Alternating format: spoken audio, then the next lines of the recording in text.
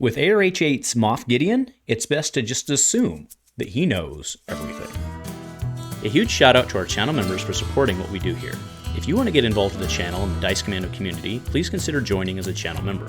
Remember, these videos are only possible with your support. You can show that support with a like, a subscribe, and by leaving us a comment and sharing your feedback. Community first, and go Commando. Hey there, my Star Wars Destiny folks. Welcome back to another Commando cast here on Dice Commando. Thanks for checking in on your Destiny Friday. I hope everything's going well for you and you're continuing to just roll threes or all twos, as the case may be for today, because we are talking Moff Gideon. So Moff Gideon is a very interesting character that I kind of zeroed in on as being very, very, very strong with new resilience keyword. Does a lot of cool things with the ping stuff. So I wanted to talk about him, and it's no accident, just to be clear, that it's following the Night Troopers discussion, because the Night Troopers is going to play not a huge role, but it's going to play a key part of today's discussion with Moff Gideon as well. So objective here, we'll want to do a quick rundown on Moff himself, kind of the theory crafting. I want to go over a deck, and then actually it turns out that DJ Claro won an Echo base with him on a Snoke build, Palpatine build. So we'll go over that as well, okay? So first out of the gate, right, Moff Gideon himself, pretty cool character. So resilience, as I mentioned, so he's 15-18, 14 health though, pretty good. 2 gun, 2 melee, 2 discard, 2 shield, 2 resources, and a blank.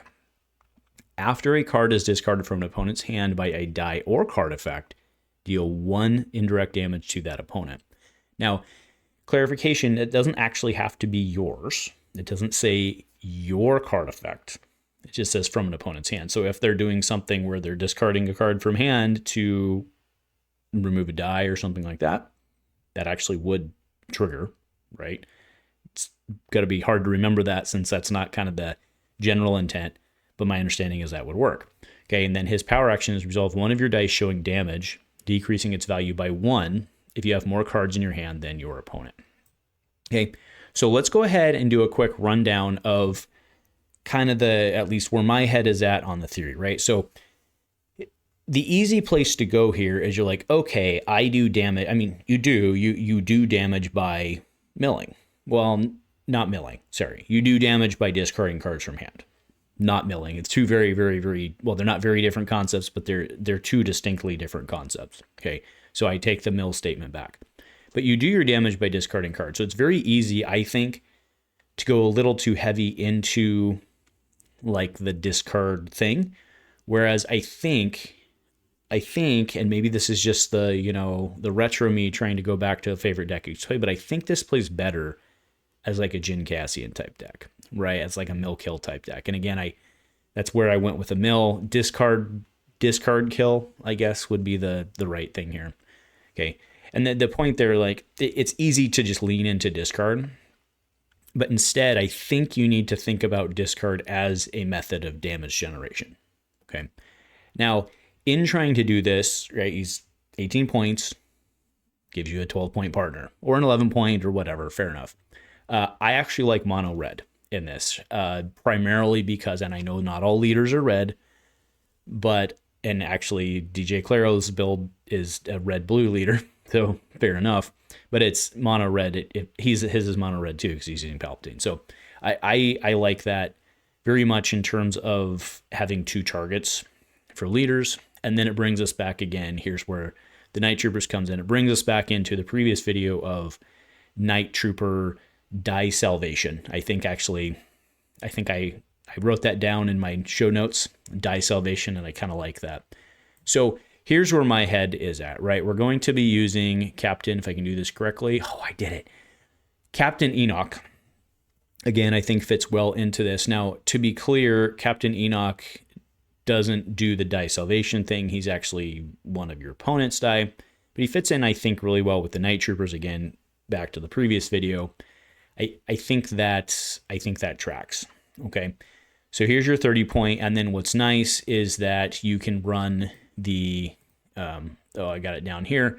My apologies. You can run crucial intel as well because that's team up 1 leader. Now, that's not like super amazing plot, but it's a free plot that you get stuff out of because you're running 2 leaders, red plot.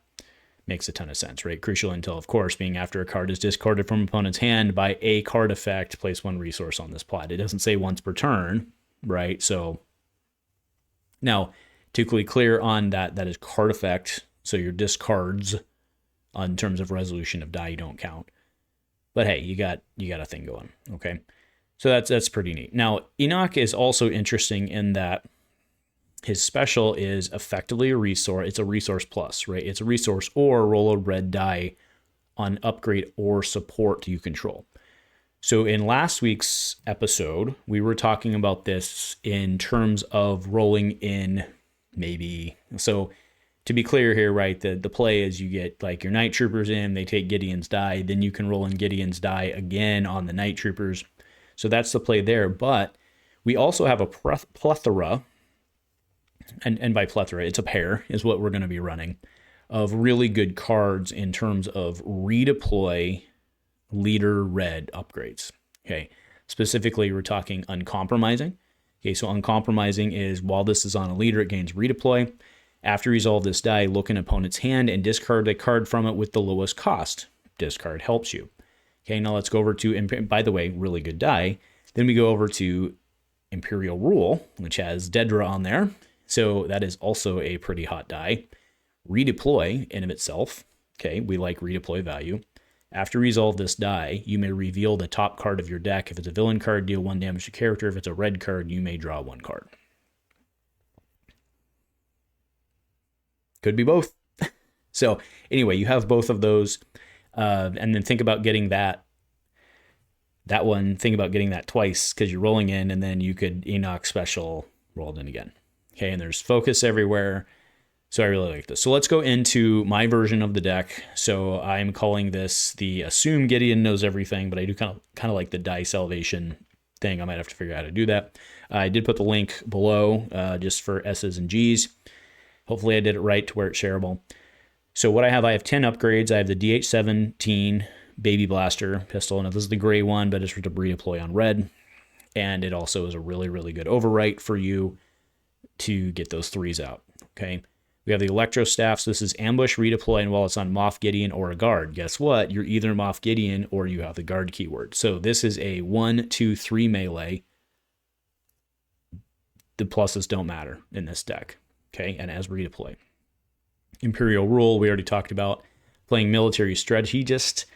So this one does not have redeploy. It's the only one that doesn't have redeploy. If you don't like it, there's plenty of like 2-drop redeploys out there. One thing to note, I was actually looking at playing like the Vibro Axe or the power, whatever, the big power axe that goes on a big bad.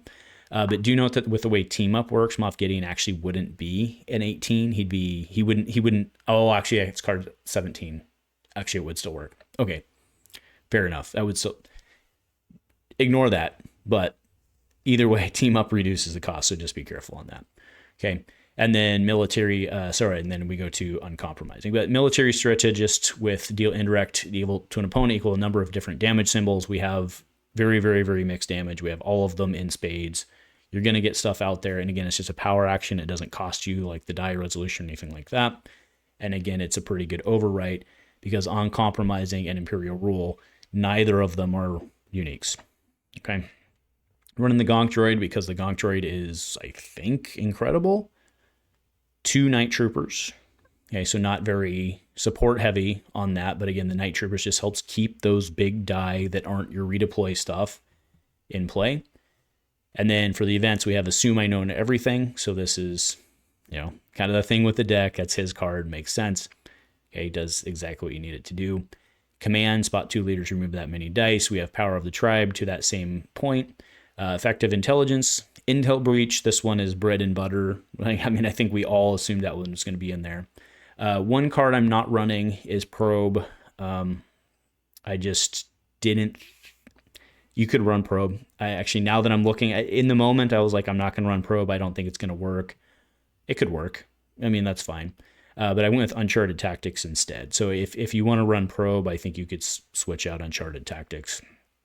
But I would not run Night Troopers. I think that's really good in what we're trying to do here.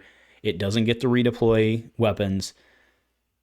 but when your redeploy weapons have, or redeploy, I shouldn't say weapons, redeploy upgrades have nowhere to go, you're dead anyway.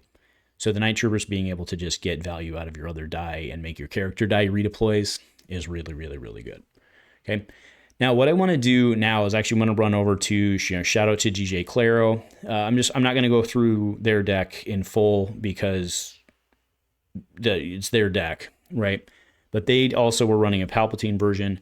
What you'll notice on the events is they had 16 events also, very, very, very similar to myself in terms of what they were running. They are running probe, which is completely fair.